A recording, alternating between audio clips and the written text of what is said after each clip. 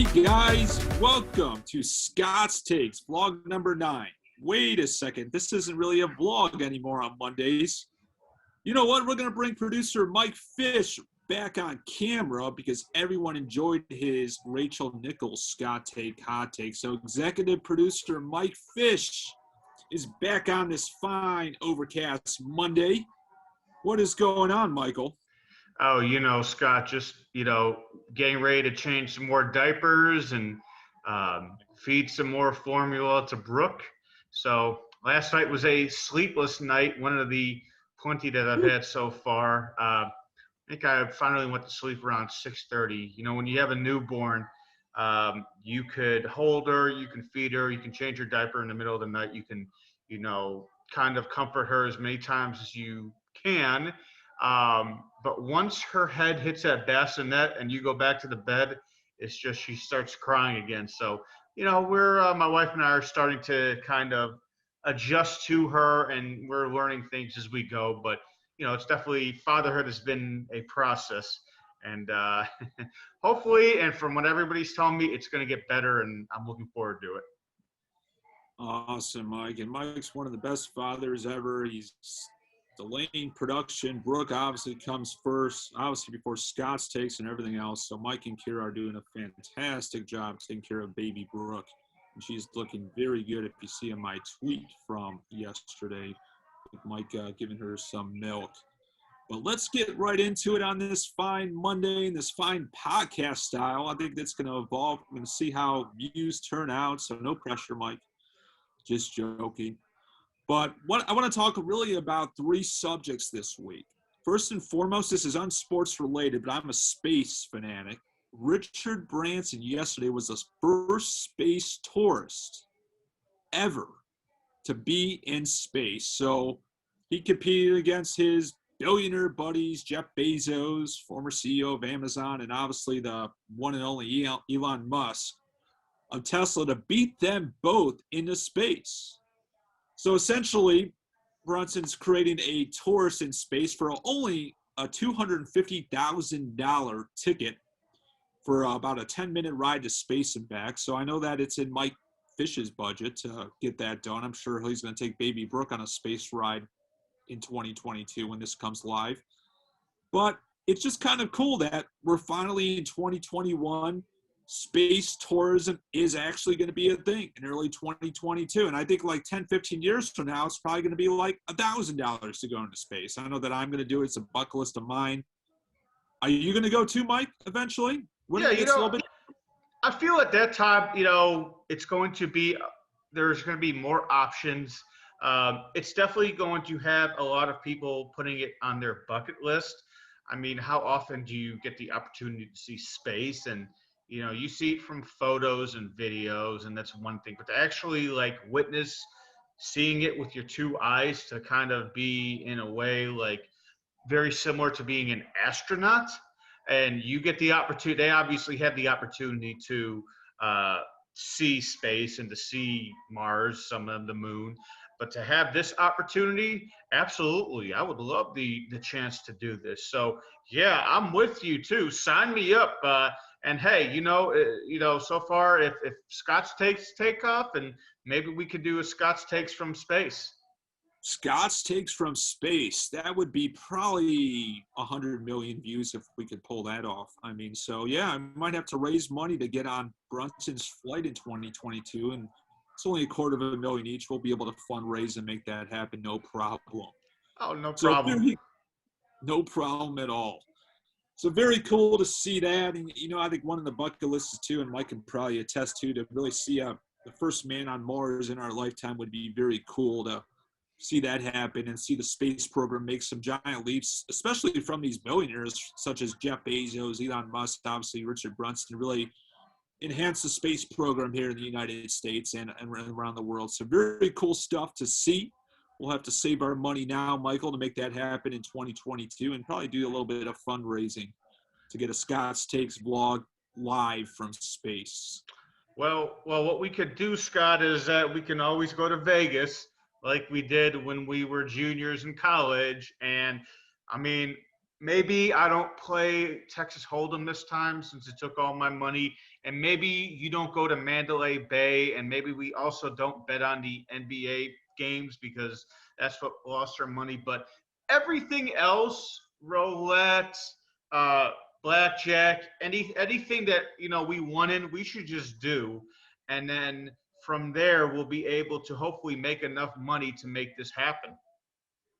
I'm game with that. I mean, if you guys know me personally, Mike and I do like to gamble. We've made plenty of casino trips all over the country in the years, from Atlantic City to Vegas to Charlestown, West Virginia. So we can make that happen in Vegas in the fall when you're there on business. I might just join you for a few days to see if we can hit one of those major jackpots to make it happen. I think you and I'll tell the viewers very quickly. You and I are probably over betting the NBA, and basically, long story short, the first time we went to Vegas in 2005, Sorry, folks, or the first time, yeah, we both were in Vegas. 21-year-old, we made a bet on an NBA game, and it was the Nets and Hornets, and the Hornets were probably the worst team in the NBA at the time. The Nets had a very comfortable lead, but the Hornets started chipping away at it. The game went into overtime, and it was kind of a freak thing that happened to where the Hornet player was fouled. We were up by 3. It was a 1-point spread, so we just needed to win by 2 or more. The Hornet player missed the first 2 free throws, and I remember, Scott, you and I were like, okay, this is perfect because they need to purposely miss the last free throw and then get the ball back and hit a 3. And there was probably maybe like less than 1 second left on the clock. So the Nets player shoots the free throw, banks, and ends up like instead of hitting it off the front iron, ends up firing it as far and as fast as he could off the backboard, and it somehow goes in. So instead of him missing it, he made the shot, and it was a 1-point deficit, and we ended up pushing that game. And then a couple months ago, when Scott and I were in New Jersey, when I was there for a job. Really good story, folks. This is one of the baddest beats of all time, and Michael will tell you this story. Like this beats the push in Vegas by like tenfold. So we were betting on the Bulls, and I think the Bulls were up by 5 points with less than 10 seconds left, and all they needed to do was win because I believe, the line was also -1 for the Bulls, so they were giving up a point. Yeah. So Damian Lillard, it's about 10 seconds left. They inbounds the ball, and Damian Lillard chucks a 3-pointer from near half court. He makes it, so it's a 2-point game now. So then the Bulls inbound the ball, and a Blazer player goes and ties up Zach LaVine, who I think it was. Okay, so it's a jump ball. The Blazers ended up winning the jump ball because it was Zach LaVine against a center.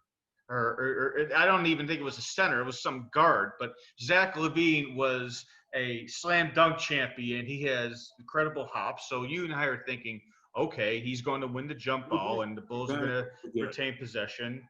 The ball's thrown up in the air. The Blazer actually, whoever he was jumping against, won the jump ball. It went out to Damian Lillard, and he ended up losing control of it for a couple seconds, but regained control. The clock's winding down. He throws up this fadeaway 3-pointer as the buzzer hits, and of course it went in. We ended up losing that game as well. The Blazers beat the Bulls outright, so the game doesn't even go into overtime. The Blazers end up winning by a point. And you and I are just looking at our tickets, are like, what just happened? And that was a pretty Just in shock. That's probably about 1,000,000 to 1. You can play that scenario 1,000,000 times, and that wouldn't happen. It would take 1,000,000 more times for that scenario to happen with the Trailblazers. Everything aligning with them, going to the stars. Damian Lillard hitting that shot at the buzzer to win the game and obviously win the spread. I mean, that was just the ultimate worst bad beat I've ever had in a sports book in my life, by far. That for itself, I was like, all right, maybe we should just stop gambling for the rest of the night after that game. So that kind of reminds me of in order to get into space, we need to go to Vegas and avoid the NBA, gambling on the NBA, and we need to avoid Mandalay Bay. And Mandalay Bay. The two sins of gambling, Mandalay Bay and Las Vegas. No offense to Mandalay Bay. I just have never had luck there over the years, and betting the NBA, which we don't have to worry about in the September time frame anyways. Correct. So I think it's Correct. a win-win. But Definitely great side stories. Like you guys will hear plenty of side stories in future episodes, from our college days to funny things to our gambling bad beats. But really the second subject I wanted to get into, really the second take Mike and I just want to get into, was a major story that also broke out yesterday, was Les Miles at Kansas. So you'd think that Kansas hasn't gone through enough on the basketball side with Bill Self and all the NCAA violations. A curveball came in yesterday. This is reported from CBS here, shown on the screen, that Les Miles paid a player $50,000 through the Kansas Athletic Department to keep quiet over some domestic abuse through Kansas football team. It's just like a complete train wreck. These people are threatening to kill each other. Les is involved. He obviously was a complete disaster at Kansas, went 0-9 this past year. And now this story comes out with another black eye in the Kansas Athletic in the football program. This guy has gone from up in the LSU world to rock bottom, and now probably never going to have another coaching job again in college football. Mike, what do you think of this? Yeah, so this is against the family of former Kansas player Caperton Humphrey. It says this happened to him, and I'm looking at a quote right there, obviously, where his father says Les Miles and Jeff Long swept this under the rug and tried to buy our silence. And I mean, if you think about this, think about everything that's kind of going on currently and in the past with the Kansas Athletic Department. You obviously have, and also too with Les Miles, he's had issues everywhere he's gone. It almost seems like, Scott. You know how he left LSU, but if you think about Kansas, the athletic department as a history. This has happened in their football program before, I believe, with their former coach, Mark Mangino. I want to say back in 2009, he had allegations where he was harassing players. And then that's the football side of it. We're also forgetting about what happened with Bill Self and the violations that he's under. And I believe also, too, is that Bill Self has signed a lifetime contract with Kansas. So, I mean, it's almost as if Kansas is sweeping all of these, these wrongdoings under the rug, and it's almost like they're turning a blind eye to it. I mean, obviously there are issues, and obviously Bill Self has had other issues before as well, and it's just at some point you're going to have to, if you're the athletic director, Jeff Long, you're going to have to take a look at your program and all the problems that you're having with it and do something about it before more and more serious allegations happen to which you will be on the hook on. This is almost like a snowball effect. Absolutely. It's a complete snowball effect. I mean, what a train wreck in the Kansas Athletic Department world. Obviously, I was in college athletics, worked for the University of Illinois and Bowling Green State University. And there was plenty of allegations. Stuff happens with compliance and so forth with teams. And Coach Beckman over at Illinois had some issues with harassing players, which led to his firing during my tenure at Illinois. But this is just borderline disgusting. And Les Miles and the athletic department, the AD, should be ashamed of themselves for letting this happen. And just really kind of a disappointment. It really upsets me seeing these articles pop up on my Twitter feed on a Sunday afternoon when I'm trying to keep it lean and clean and just go about my day. So, but that's the news for you. And really the third take we're going to talk about, Mike, and I know that you were excited about this, is that the NFL ticket with DirecTV's contract is up after the 2022 NFL season. Therefore, you have Apple, you have Amazon getting into the bid. It's going to be a traumatic offer from, I think, either Amazon, Apple. I don't think DirecTV is going to be able to afford it. But what is going on that literally cable TV may not even be necessary for the 2023 NFL season. Sure. I think a lot of people right now are almost transitioning away from cable itself, and they're finding other platforms and other ways to stream TV, whether it be Hulu, whether it be Sling, etc. And I'm sure that the subscribers for DirecTV have just kept going down and down and down and down and down. And I mean, obviously, this is for Amazon or for Apple or for Disney. This obviously gets them into the sports market.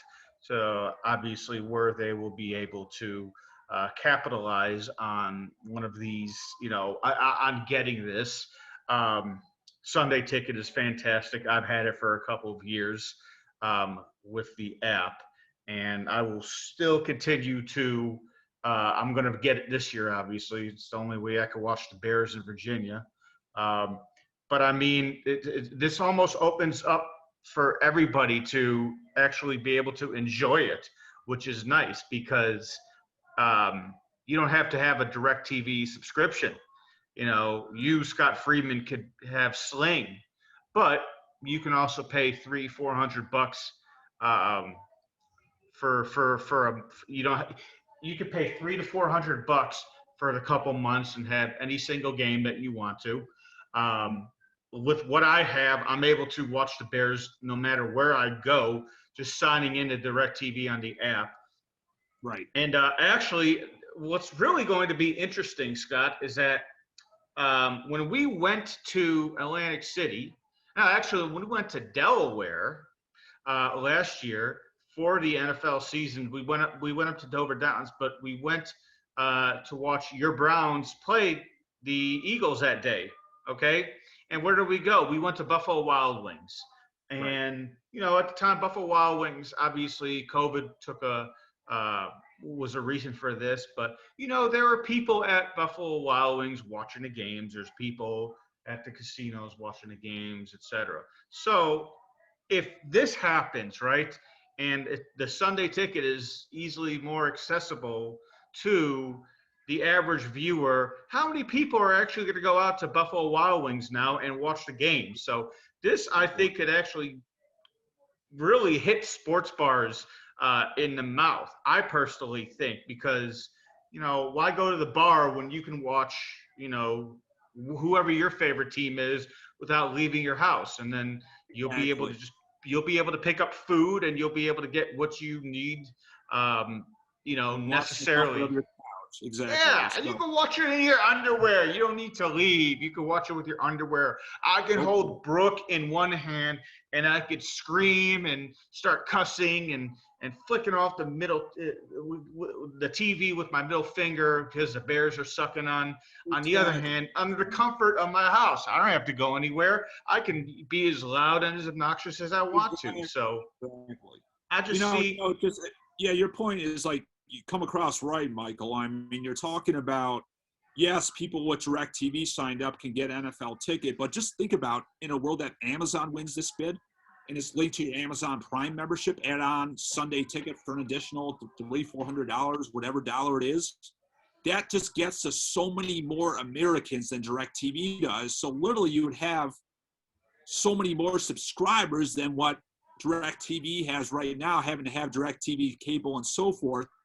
Because so many more people use Amazon, or so many people use Apple Pay, or so many people more use Disney, yada, yada, yada. So it's just going to change the landscape quite a bit.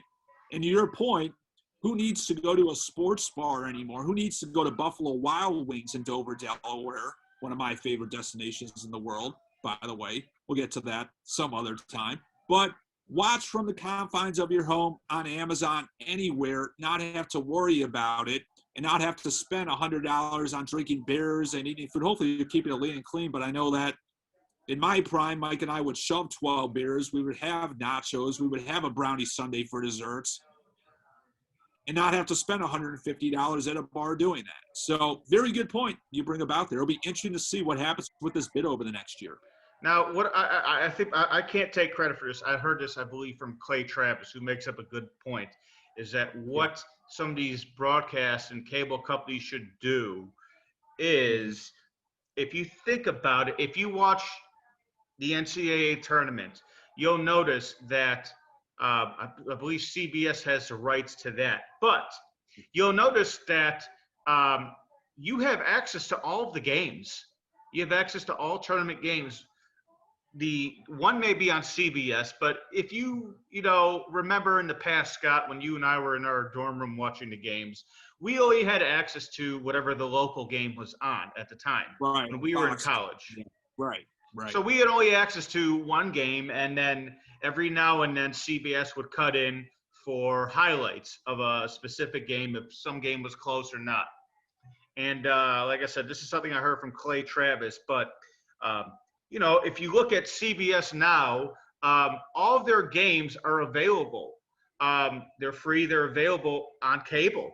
So one NCAA tournament game could be on CBS. The other could be on True TV. The other is on TBS. The other is on TNT. So the viewer has access to all of those games, and Right. and it's been a real hit for them, in terms of ratings, because it's free. You're able to do this. So Right. they were saying that the NFL should adopt that to have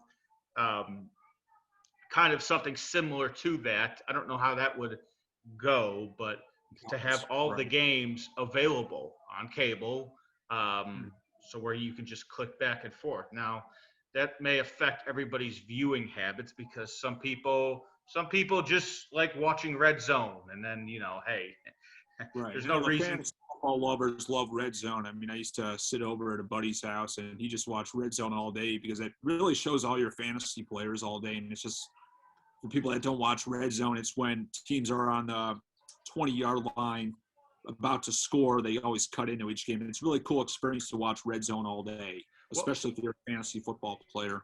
Well, you see my setup, how I have it for Sundays. Yeah, you had the best when I watched last fall and prior to the fall, that with the COVID, I know it put a damper on it this past fall. But yeah, Michael's got the blue TV set up. We had the Bears on one TV, we had the Browns on the other TV, and another game going. It was like the best thing since a sports bar. And then we go to Wegmans, and they used to have delicious food. I can't eat any of that good stuff now, being on the Keep It Lean and Clean train. But it was just amazing going over to Michael's house in lovely Leesburg, Virginia, outside of Washington, D.C., just watching football. I hope to do it again this fall. But that's the thing too, Scott, is that how relaxing was that, being able to, because you stayed the week, right?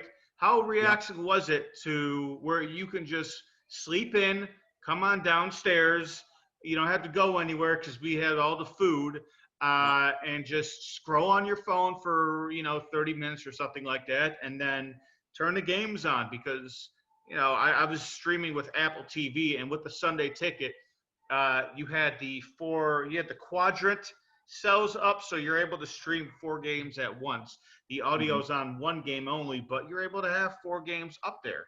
Absolutely. Just if this goes forward, I see this as a potential hit for a lot of these sports bars, because in order to get DirecTV, in order to get the Sunday Ticket and sign up for the app, you need to be living in a place where you can't get a satellite dish.